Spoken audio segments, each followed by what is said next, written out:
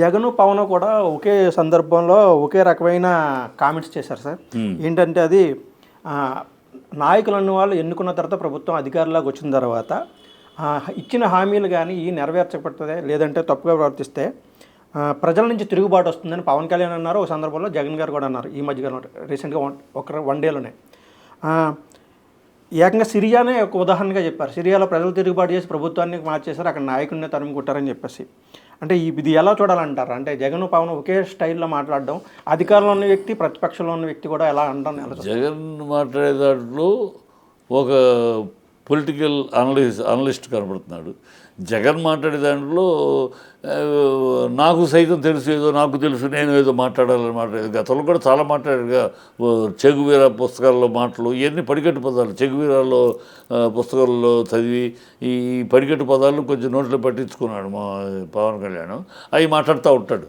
అతనికి అసలు ఏమిటి, దానికి ముందేంటి వెనకేంటి, దాన్ని సరి చేయాలంటే ఏంటి, ఎందుకు వస్తుంది ఏమి తెలియదు.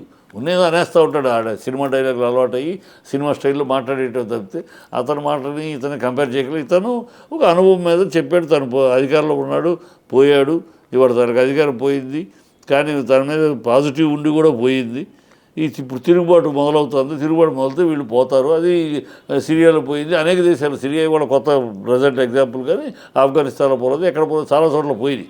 చాలా చోట్ల సమాజం అది దీంట్లో ఉన్న పరిస్థితి ప్రజాస్వామ్యంలో అది జరుగుతూనే ఉంటుంది. దాని మీద స్పందించడంలో ఇతను రాజకీయంగా స్పందించాడు. ఇతను ఒక డైలాగ్ డెలివరీ కింద స్పందించాడు. ఇది ఓన్లీ ఒక డైలాగ్ డెలివరీ.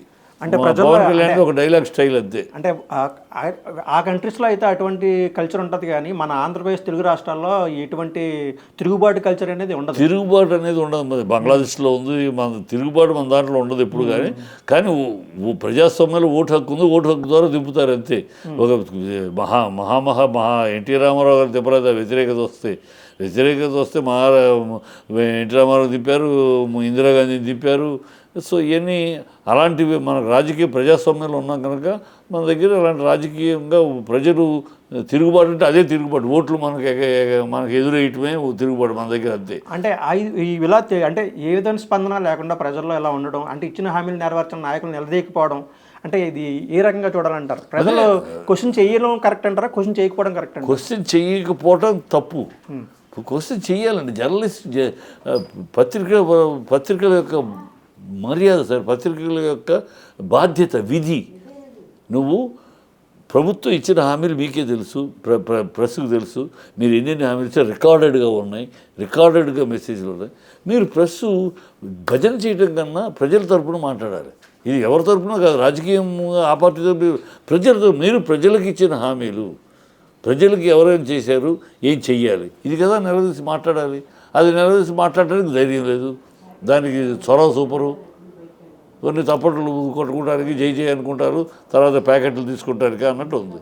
అందుకని ఇంకేం కనపడలేదు. దట్స్ వై ఈ ఉభయ రాష్ట్రాల్లో జర్నలిజాన్ని నేను అంతగా వ్యతిరేకిస్తే నేను చూస్తున్నాను. మిగతా రాష్ట్రాలు తమిళనాడుకి వెళ్ళండి, కర్ణాటక వెళ్ళండి, పేపర్లు ప్రభుత్వాలను ప్రశ్నించే స్థాయిలోనే ఉంటాయి.